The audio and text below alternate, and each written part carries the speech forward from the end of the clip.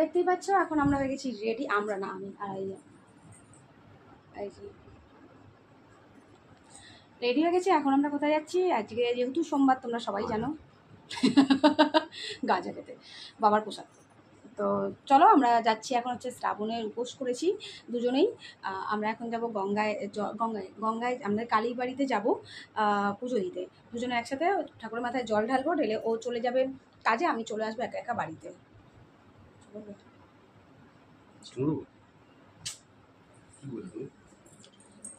মানে মানে কুচপি। তো চলো, এই যে আমার লুক দেখতেই পাচ্ছ, আর ওই যে তোমার দাদার লুক, যেহেতু ও কাজে যাবে ম্যাচিং করা এখন পরে বেরোনো প্রবলেম। হ্যাঁ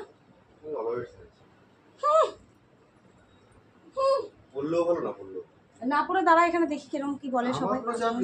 সহ্য করতে পারলেই হলো। হ্যাঁ লোকে তোমার জিনিস নজর দিয়ে দেবে। যাই হোক চলো, আজকে শ্রাবণের প্রথম সোমবার, তো আজকে উপোসও করেছি, কাজবাজ করে সব রেডি ফেডি হয়ে গেছি।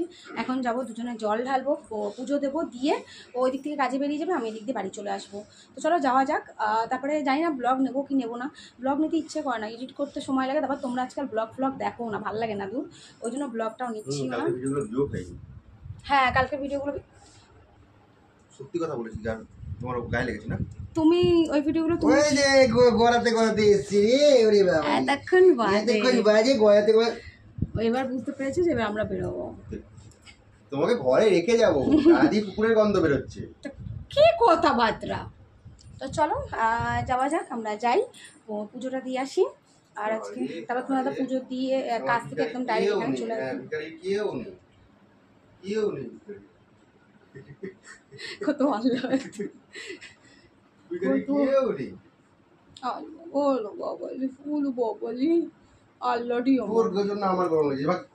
তো শান চলে গেছে স্কুলে, এবার গোলুকে ঘরে রেখে যাবো, কারণ খানিকক্ষণের জন্য যাবো, বেশিক্ষণ তো সময় লাগবে না, কারণ ওকে নিয়ে যাওয়া সম্ভব নয়।